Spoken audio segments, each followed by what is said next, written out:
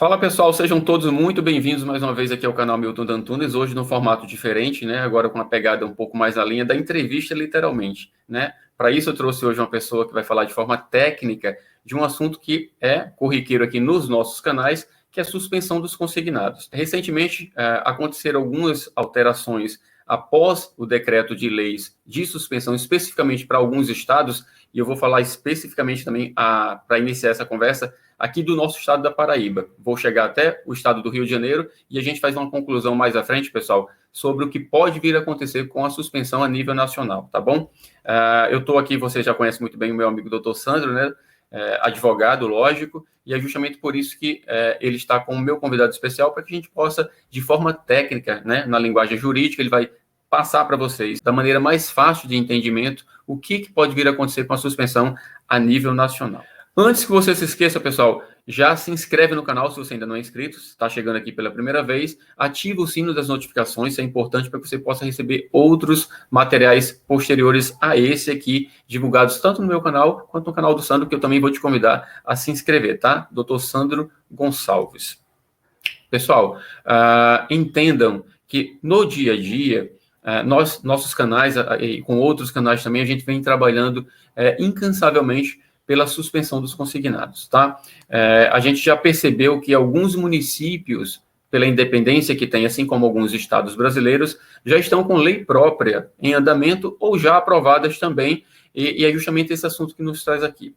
Recentemente, aqui no estado da Paraíba, nós tivemos a lei também, né, de suspensão dos consignados, tanto para os seus servidores públicos, como também recentemente, mais recente ainda, a gente teve para o município também. Só que a gente vai se direcionar agora para o que aconteceu diante da lei estadual.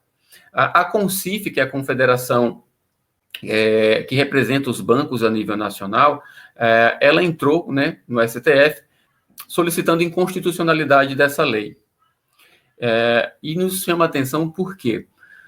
Porque é o primeiro estado e agora, né, essa semana, o segundo estado faz a mesma coisa, que foi o estado do Rio de Janeiro. Então, o que é que nos chama mais atenção diante disso, gente? É a possibilidade de termos algum problema nesse direcionamento também, logo após a aprovação, se assim conseguirmos, né, da suspensão dos consignados para todo o Brasil.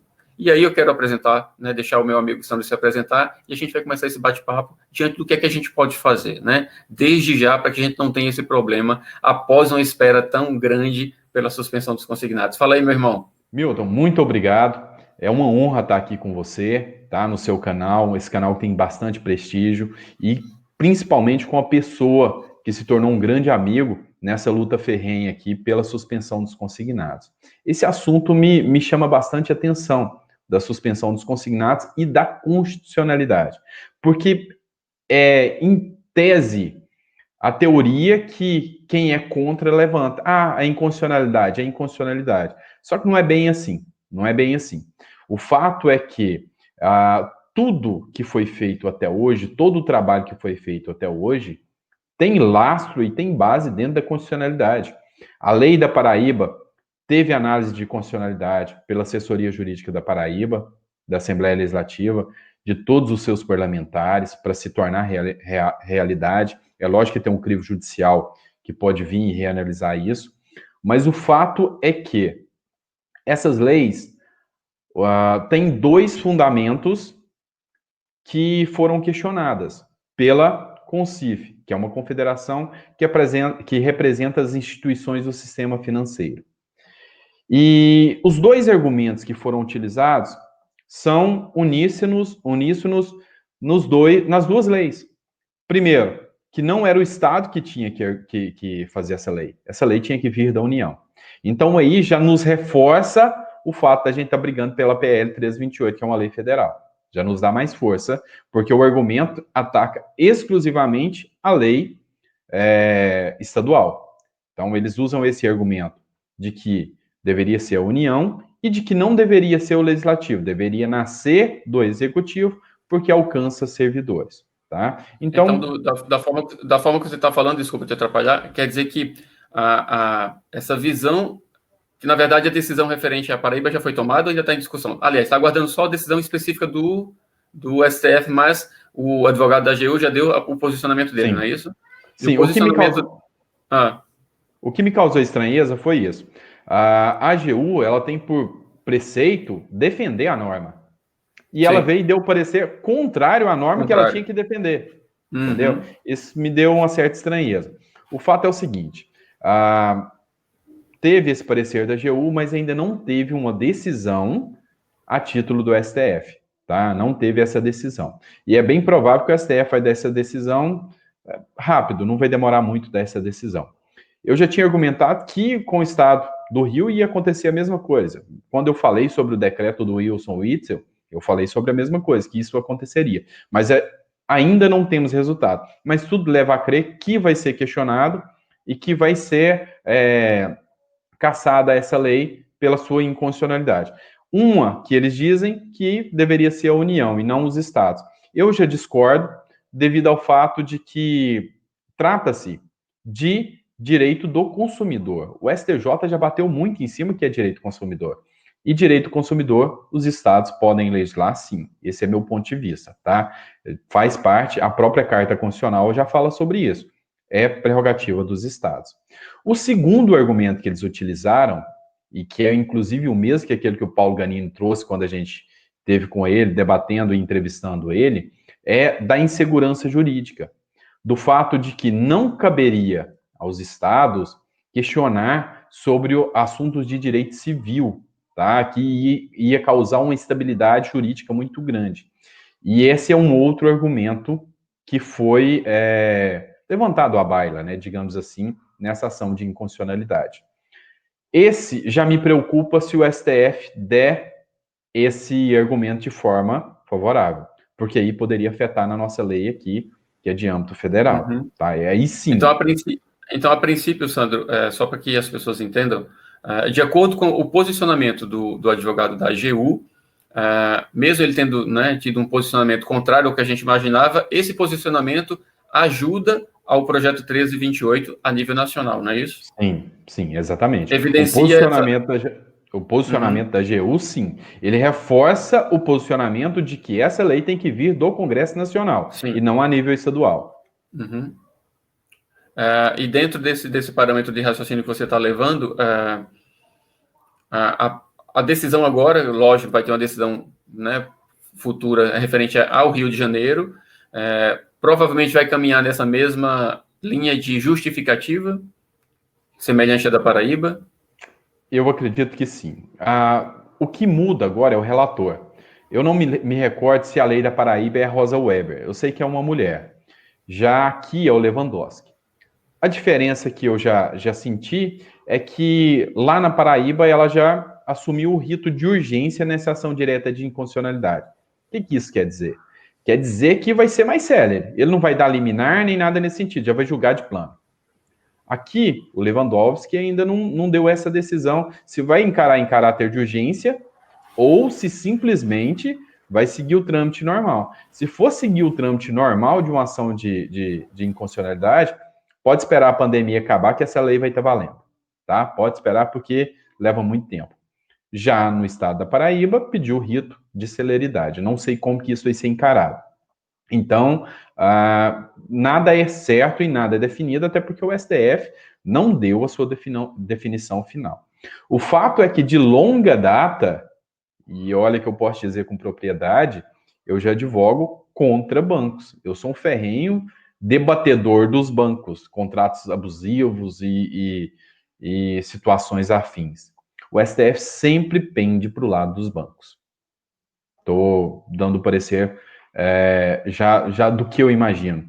Assim, dificilmente eles vêm contra as instituições financeiras. Isso é uma coisa ruim. Isso é uma coisa ruim. Por outro lado, os argumentos que foram trazidos contra a lei estadual reforçam a lei federal. Seria incoerente o STF falar na lei estadual que quem tem que fazer é a lei federal e quando chegar lá na lei federal, ele falar, não, agora eu mudei de ideia. Então, os argumentos que foram colacionados ali pela Concif, eu acredito que reforçam a nossa lei aqui no plano estadual PL 1328. A nível nacional, no A caso. nível nacional, sim.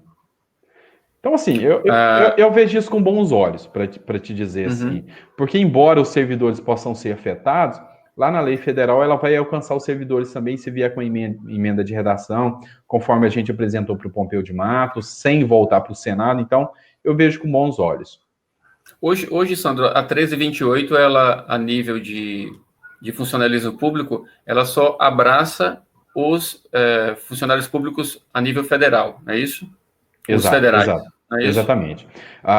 Eu estive em contato direto com o Everton Rocha no momento que estava fazendo a redação. Eu estava conversando direto com o assessor dele enquanto ele estava no plenário, que é o Adroaldo, e ele já me mandou a emenda de redação, e ele já estava no plenário falando, e eu questionei isso. Eu falei: olha, ficaram excluídos servidores municipais, estaduais e militares.